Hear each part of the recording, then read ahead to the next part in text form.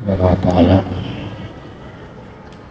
Pertama-tama dan yang paling utama, marilah kita sama-sama memanjatkan puji serta syukur kehadirat Allah Subhanahu wa ta'ala yang tiada henti-hentinya selalu mencurahkan berbagai macam karunia, kenikmatan yang tiada hingga, yang tiada terhitung, yang tiada bandingan. Bahkan kalau kita mau coba-coba menghitungnya pun sudah sangat pasti kita tidak akan memiliki kemampuan. Wa in ta'udu ni'matallahi la tuhsuha. Kalau seandainya kamu mencoba untuk menghitung daripada nikmat Allah, maka niscaya kau tidak akan mampu menghitungnya. Di antara sekian banyaknya kenikmatan yang Allah limpahkan kepada kita adalah nikmat iman dan Islam kita yang tiada nilai, sehingga mudah-mudahan keimanan dan ketakwaan ini sebagai suatu anugerah yang Allah berikan kepada kita. Kita hendaknya untuk dapat senantiasa memelihara, menjaga keimanan, ketauhidan kita, ketakwaan kita kepada Allah Subhanahu wa ta'ala, sehingga jangan sampai kita meninggalkan dunia yang fana ini kecuali dalam keadaan kita berserah diri kepada Allah Subhanahu wa ta'ala. Hadirin hadirat yang dirahmati Allah Subhanahu wa ta'ala, pada taklim malam ini kita akan lanjut bahasan yang tertunda yang telah kita bicarakan pada minggu yang lalu berkenaan dengan kriteria atau ciri-ciri daripada manusia yang takwa, di mana bahwa manusia yang takwa itu yang dalam Al-Quran disebut daripada mutakin adalah gelar yang diberikan Allah kepada hambanya yang belum tentu memiliki kriteria, memiliki ciri-ciri daripada siapa yang dinamakan orang yang takwa.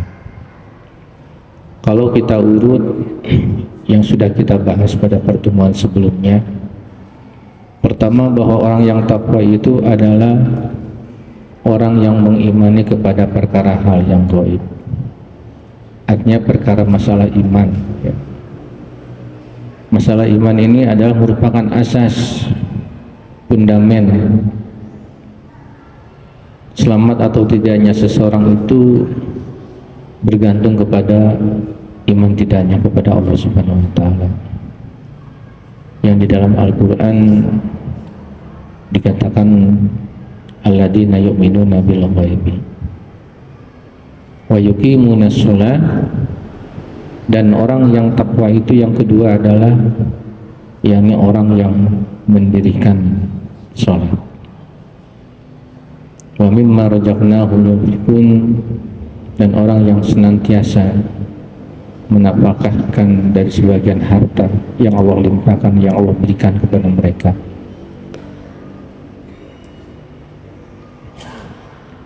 Kemudian di samping daripada menafkahkan dari sebagian harta benda yang kita miliki, pun juga kita meyakini akan kehidupan daripada akhirat.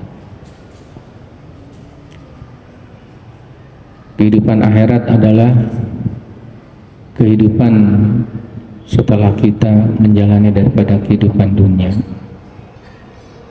Dunia adalah alam fana, alam rusak, akan mencapai suatu titik nadir daripada apa yang dinamakan hari kehancuran sebagai tanda akhir daripada kehidupan makhluk yang ada di dunia ini. Maka dari situ kita akan berhijrah dari dunia al-fania ila akhiratil faridah, wa bil akhirati hum yuqinun, yang di dalam Al-Quran disebutkan bahwa mereka itulah orang-orang yang meyakini daripada kehidupan akhirat. Hadirin yang dirahmati Allah Subhanahu wa taala, para orang kaum orientalis barat, mereka percaya bahwa dunia ini akan mengalami suatu kehancuran. Itu berdasarkan daripada kekuatan logika mereka, bukan berdasar kepada kekuatan iman mereka. Dulu mereka tidak percaya kalau bumi ini akan hancur, lebur, berantakan, yang di dalam Al-Quran disebut apa yang dinamakan yaumul qiyamah, sebagai tanda bukti daripada kehancuran alam dunia. Namun kaum orientalis barat yang mereka melakukan suatu riset daripada penelitian alam semesta ini, ya, berdasarkan pendapat daripada orang-orang NASA yang melakukan penelitian tentang gejala alam semesta ini, mereka baru percaya dan yakin bahwa suatu saat bumi yang kita pijak ini, yang kita tinggal di dalamnya, akan mengalami suatu kehancuran, di mana pada suatu saat bumi ini akan bertabrakan dengan planet yang lainnya. Dan itu akan terjadi, kata mereka, pada tahun 2500 yang akan datang. Ya. Jadi kalau sekarang tahun 2023, berarti usia dunia ini kalau menurut hitungan mereka itu tidak akan jauh, kurang lebih sekitar 400 tahun lagi. Kalau 400 tahun lagi ke depan itu, ya mungkin entah berapa generasi lagi manusia yang akan hidup dalam kehidupan dunia ini.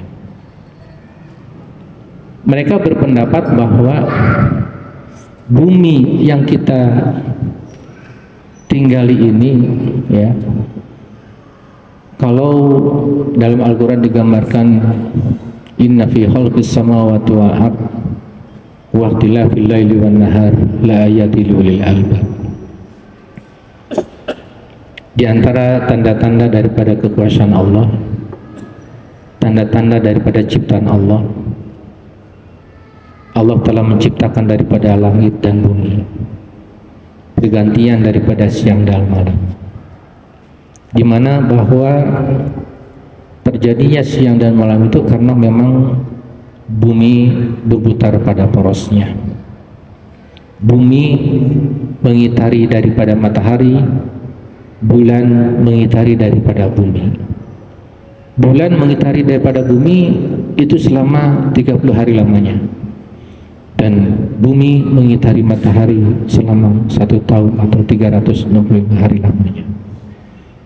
Begitu dan terus begitu, seolah-olah bahwa dalam perputaran daripada bumi ini, ibarat kata seakan-akan bumi ini berputar pada pusat edarnya, ya. Di ibarat kata seperti halnya kereta api yang berjalan di atas relnya. Terus begitu. Kalaulah seandainya rel kereta api yang sedang melaju itu di atas rel, kemudian itu anjlok, maka apa yang terjadi? Akan terjadi suatu kecelakaan, ya. Begitupun hadirin yang dimuliakan Allah Subhanahu wa taala, menurut keyakinan mereka, kalaulah seandainya bumi ini terlepas dari pusat edar sekian derajat saja, maka bumi ini akan terlepas dari pusat sehingga menyebabkan bumi ini akan bertabrakan dengan planet yang lain. Entah itu mungkin bumi tabrakan dengan bulan, atau dengan Jupiter, dengan Mars dan sebagainya. Bisa kita bayangkan hadirin yang dirahmati Allah, kalau seandainya bumi yang kita tinggali ini yang besarnya sangat kecil sekali, kalaulah seandainya bertuburkan dengan planet Jupiter yang besarnya ribuan kali daripada besarnya bumi, maka bisa kita bayangkan bumi yang kita duduk ini akan hancur luluh lantah berantakan, sehingga akan menghancurkan terhadap seluruh tatanan daripada kehidupan yang ada di bumi ini. Sehingga disitulah kaum NASA, kaum orientalis barat meyakini bahwa bumi akan mengalami kehancuran. Hadirin yang dirahmati Allah Subhanahu wa taala, maka bisa jadi apa yang dianalisa oleh mereka ini, ya, secara teori mungkin akan mendekati terhadap suatu kebenaran, dan itulah mungkin akan memberikan jawaban terhadap kebenaran daripada firman-firman Allah yang tertera di dalam Al-Quran. Dimana kalau saat waktu bumi mengalami suatu kehancuran yang digambarkan di dalam surat Al-Zilzalah, idza zulzilatil ardu zilzalaha wa akhrajatil ardu asqalaha, manakala bumi digoncangkan dengan goncangan yang sangat amat dahsyat, maka akan berhamburanlah keluar daripada sisi perut bumi, memancarkan keluar. Fa akhrajatil ardu asqalaha. Di situ menandakan bahwa betapa dahsyatnya daripada terjadinya hari kiamat. Dalam surat Al-Infitar katakan idas sama'un fatarat wa idal kawakibun tasyarat wa idal bihari fujirat wa idal kubur bu'asimat alimat nafsum ma qaddamat wa akhar. Idas sama'un fatarat, apabila langit berjatuhan, seluruh bintang-bintang yang ada di langit ini tidak bisa kita bayangkan, dan yang mulia akan terjadi daripada berjatuhan ke bumi kita ini. Wa idal kawakibun tasyar pun juga bulan-bulan. Wa idal kubur busana, seluruh daripada kuburan-kuburan itu akan berhamburan pula, akan hancur pula. Alimat nafsum ma qaddamat wa akhirat, dan di saat itulah manusia akan mengetahui tentang apa-apa yang telah mereka perbuat di masa-masa yang silam. Itulah gambaran tentang bagaimana proses daripada terjadinya hari kiamat. Hadirin yang dirahmati Allah Subhanahu wa taala, kemudian Allah berfirman dalam surat ayat lain, di dalam surat Ali Imran, yakni ayat 133, Allah berfirman, wasari'u ila magfiratin min rabbikum wa jannatil ardi was samawati wal ardi lil muttaqin alladzina yunfiquna fis sarra'i wad dharra wal kadiminal ghaidha wal 'afina 'anil nas wallahu yuhibbul muhsinin. Jadi orang takwa yang berikutnya adalah yakni orang yang bersegera menuju kepada ampunan Allah. Artinya bahwa manusia tidak luput daripada perbuatan noda dan dosa. Manusia adalah makhluk khata wa nisyan, tempatnya daripada kesalahan dan kehilafan.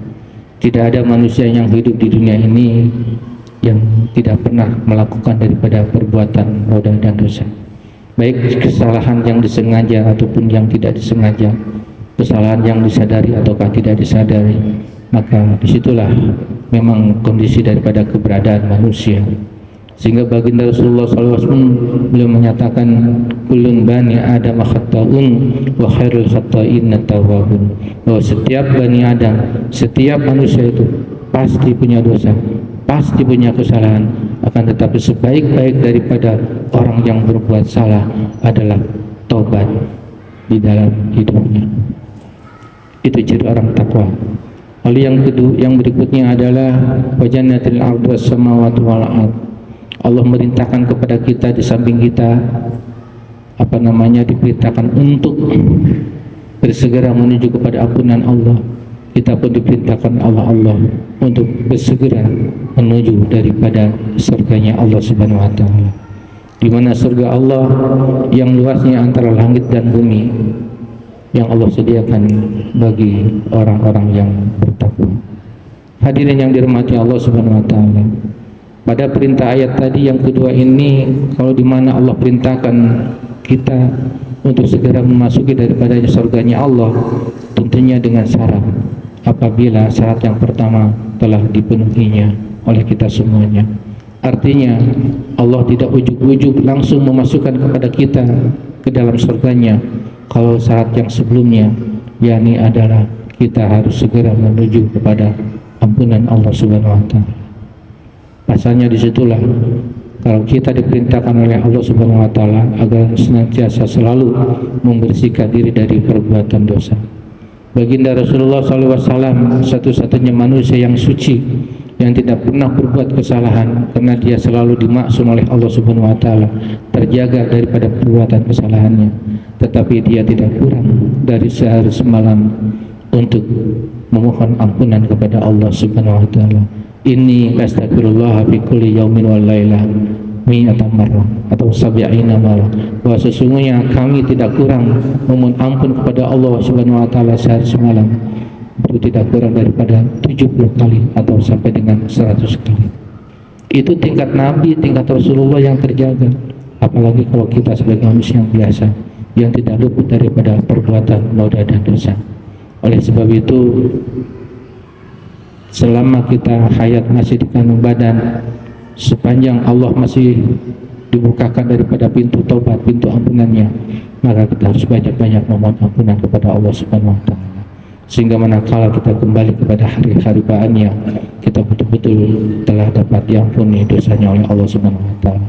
Sehingga manakala kita kembali kepada Allah dalam kondisi keadaan bersih, suci, bersih dari dosa, maka sudah sepantasnya Allah memerintahkan kepada kita untuk memasuki daripada surganya Allah yang luasnya antara langit dan bumi, yang Allah sediakan bagi orang-orang yang beriman, yang bertakwa, sebagaimana yang Allah janjikan.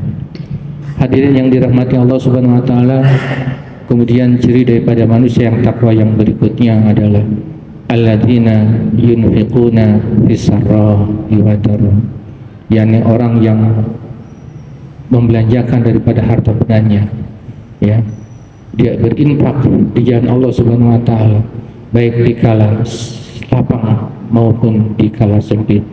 Di kala lapang dalam arti kita banyak duit, di kala sempit manakala dalam kondisi kita bokeh alias muflis, boga duit, tetapi di saat itu kita masih tetap mau menyisihkan dari sebagian harta benda untuk kita infakkan di jalan Allah Subhanahu wa taala.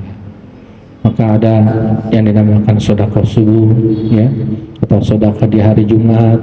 Itu ada suatu menandakan bahwa kita untuk senantiasa berlomba-lomba untuk senantiasa berfastabiqul khairat, yakni untuk berlomba di dalam hal kebaikan. Kita santuni daripada yatim piatu kita dengan menyisihkan dari sebagian harta benda yang kita miliki, dengan kita mengeluarkan daripada sedekah.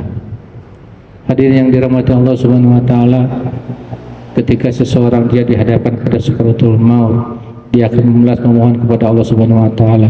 Manakala kalau dia teringat ketika waktu hidup di dunia dia tidak banyak beramal kebaikan, tidak banyak bersedekah, dia memohon kepada Allah, la tasaddaqu, ya Allah berikanlah aku usia yang panjang di dunia ini, maka niscaya aku akan melaksanakan daripada sedekah. Di situ bahwa menandakan betapa bahwa nilai sedekah ini sangat besar daripada pahalanya yang Allah berikan kepada kita. Alladzina yunfiquna fis-sarra'i wad dharra wal kadhiminal ghaidh. Orang yang takwa adalah yakni orang yang dapat mampu menahan daripada amarah. Orang yang takwa adalah bukan manusia yang pendendam, bukan manusia daripada pemarah, tetapi dia mampu menahan daripada emosinya. Sabda Nabi sallallahu alaihi wasallam, "Laisa sariru bisur'ah, fa inna masyadidul ladzi yamliku nafsah indal ghadab."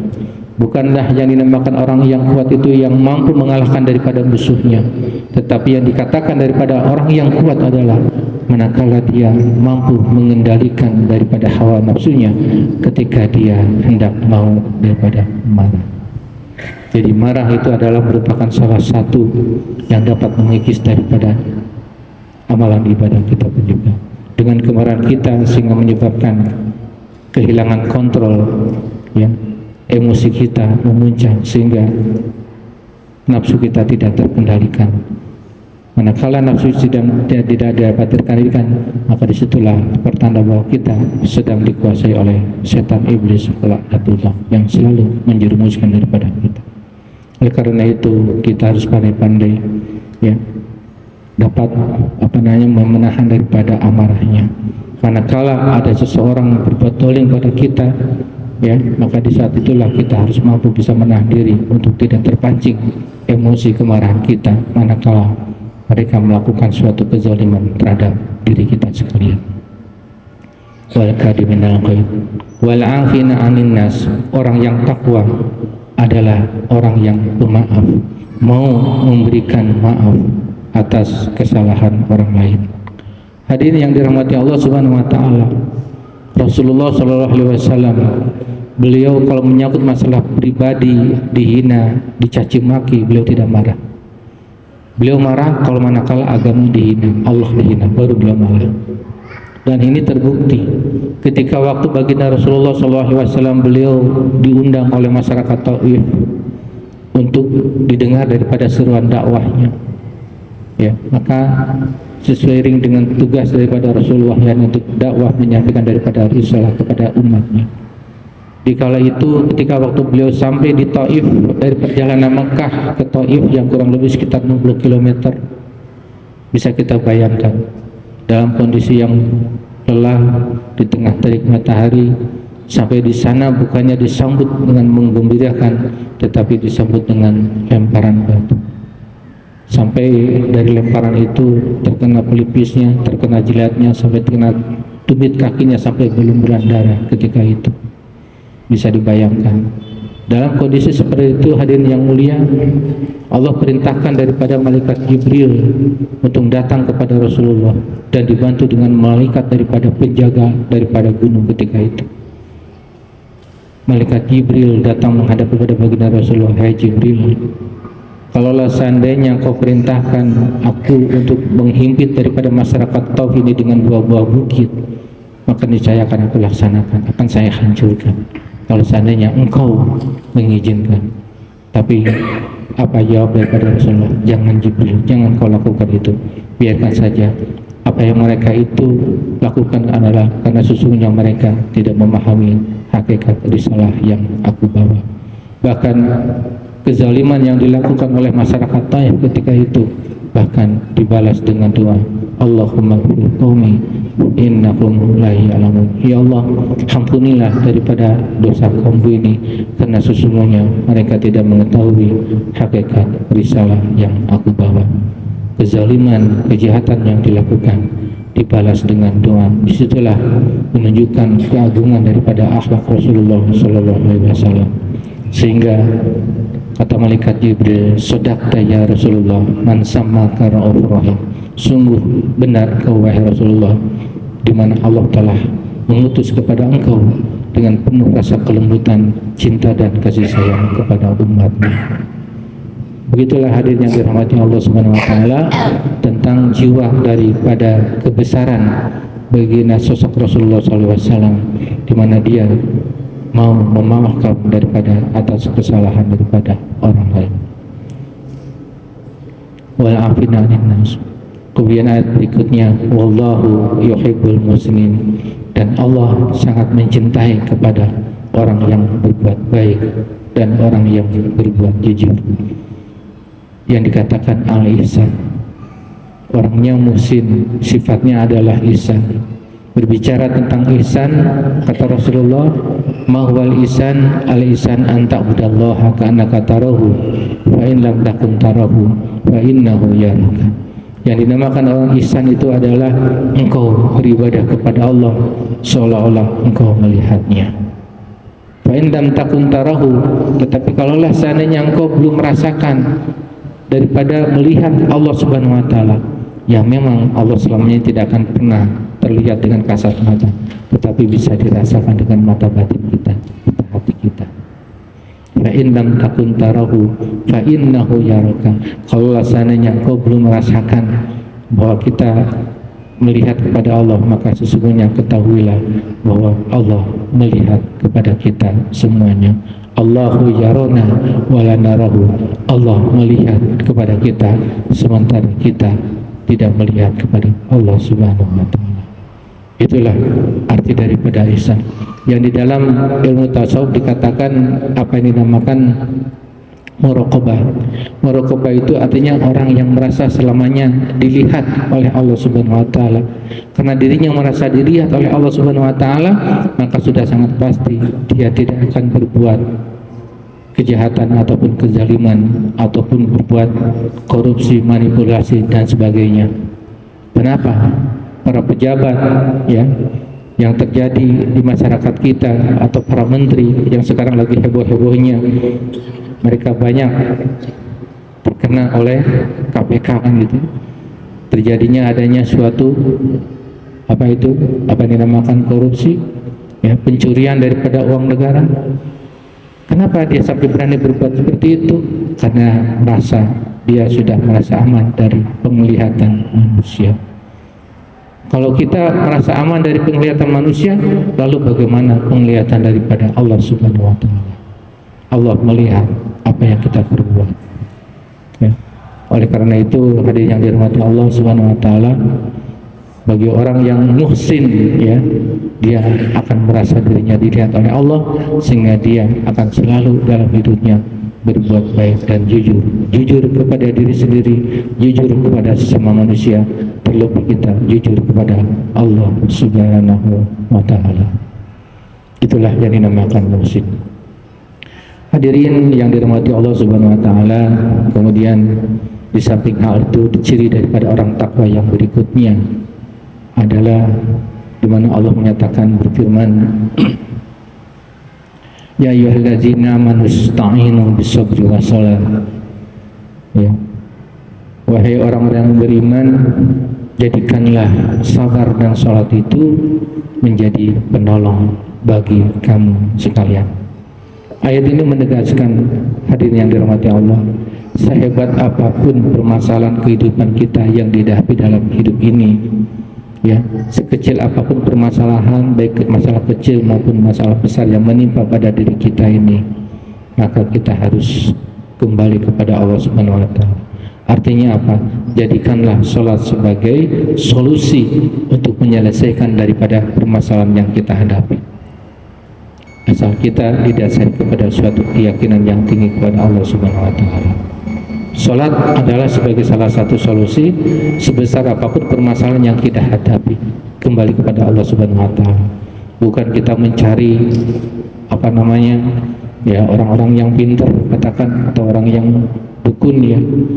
Itu justru malah kita di situ akan kehilangan daripada keimanan kita. Bahkan kita akan terjebak oleh perbuatan apa yang dinamakan perbuatan syirik, karena mereka meyakini daripada kekuatan di samping daripada kekuatan Allah Subhanahu wa Ta'ala. Maka dari itu, jadikanlah salat sebagai solusi untuk menyelesaikan daripada permasalahan kehidupan kita. Di samping salat pun juga kita pun untuk selalu bersabar, ya, di dalam menghadapi daripada cobaan hidup kita ini. Dalam menjalani daripada proses kehidupan kita untuk selalu bersabar. Sabar ada 3 macam.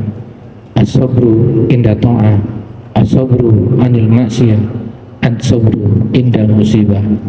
Sabar yang pertama adalah sabar kita dalam menjalankan ketaatan kita perintah Allah Subhanahu wa Ta'ala. Ini dibutuhkan daripada suatu kesabaran yang tinggi. Begitupun yang kedua, sabar di dalam menjauhkan diri daripada kemaksiatan. Artinya bahwa, ya, kemaksiatan yang terjadi di lingkungan masyarakat kita, ya, itu pun harus kita hadapi dengan penuh rasa kesabaran. Artinya kita menjauhkan diri daripada yang sampai kita terjebak terhadap perbuatan kemaksiatan yang dilarang oleh Allah Subhanahu wa Ta'ala. Dan yang ketiga, sabar kita di dalam menghadapi daripada ujian kehidupan kita, ya. Artinya sabar kita di dalam menghadapi daripada suatu musibah yang menimpa kepada diri kita ini. Banyak berbagai macam musibah yang Allah timpakan dalam kehidupan ini. Kita tidak luput dari pemberitaan berbagai macam tempat, berbagai macam daripada musibah. Entah itu yang namanya kebakaran, yang sekarang dalam situasi kondisi di saat-saat sekarang sedang kemarau panjang, ya. Maka kita pun harus berhati-hati jangan sampai terjadinya kebakaran di lingkungan masyarakat kita. Banyak rumah yang terbakar, banyak pula hutan yang terbakar dan sebagainya. Kemudian sulit sekali didapatkan daripada air dan sebagainya. Ya, ini kesemuanya adalah tidak terlepas daripada ujian yang Allah timpakan kepada kita sekalian. Nah, pada hakikatnya segala ujian yang Allah timpakan atas diri manusia itu pada intinya Allah akan menilai kepada diri kita, apakah kita sabar di dalam menghadapi daripada kehidupan ini. Kalau seandainya kita sabar ikhlas menerimanya, maka innallaha ma'as-sabirin, sesungguhnya Allah beserta daripada orang-orang yang sabar. Tidak ada lagi ganjaran pahala bagi orang yang sabar kecuali jannatul na'im, surga yang penuh dengan kenikmatan. Akan tetapi sebaliknya, kalau seandainya kita tidak bersabar, tidak halah menghadapi suatu ujian, cobaan, terpaan yang Allah timpakan kepada diri kita, maka yang dapatkan adalah kemurkaan Allah Subhanahu wa taala kepada diri kita. Firman Allah Subhanahu wa taala yang tidak tertera di dalam Al-Qur'an yang disabdakan oleh baginda Rasulullah SAW tentang kesabaran. Man lam yarda bi qada'i, barang siapa yang tidak ridho atas takdirku, kata Allah Subhanahu wa taala yang disabdakan oleh Rasulullah. Wa man yasbir ala bala, dan ia tidak sabar atas ujian cobaan yang Allah timpakan, fal yakhrij min tahti sama, maka kata Allah, silakan kau keluar daripada alam dunia ini. Seakan-akan kita diusir oleh Allah Subhanahu wa taala. Ane siatong cicing di alam dunia, namun hidup mana cara itu tersabar di dalam menghadapi suatu ujian. Falyakhud robban siwai, silakan kamu cari Tuhan selain aku. Kita mau mencari Tuhan siapa lagi kalau bukan Allah Subhanahu wa taala? Maka dari itu jadilah manusia yang sabar. Arti yang sesungguhnya bahwa sabar kita tiada lain dan tiada pahala yang akan Allah berikan kepada kita adalah yaitu berupa anugerah kenikmatan, berupa jannatul naim. Hadirin yang dirahmati Allah Subhanahu wa taala, baiklah karena waktu juga yang memisahkan kita, waktunya sudah habis. Kita sudah memasuki daripada waktu Isya. Mudah-mudahan dari kriteria yang tadi saya sampaikan ini kiranya sudah ada melekat di dalam diri kita semuanya. Kalau seandainya belum ada kesempurnaan, ada di antara ciri-ciri daripada takwa yang belum kita miliki, maka kita perjuangkan sehingga kita menjadikan manusia yang kafah, manusia yang dapat sempurna di dalam menjalankan daripada perintah Allah Subhanahu wa taala, sehingga kita terdorong daripada orang yang takwa di sisi Allah. Inna akramakum indallahi atqakum, bahwa sesungguhnya Allah telah meletakkan dasar kejayaan, kesuksesan, kemuliaan, kebahagiaan itu terletak kepada iman dan takwa kita kepada Allah Subhanahu wa taala. Rupanya itu saja yang dapat kami sampaikan, mudah-mudahan bermanfaat. Kita akhiri dengan ibarat majlis. Subhanallah wa bihamdihi, subhanallah wa bihamdika, asyhadu an la ilaha illallah wa astaghfiruka wa atubu ilaik. Wa akhiru da'wati alhamdulillah. Wassalamualaikum warahmatullahi wabarakatuh.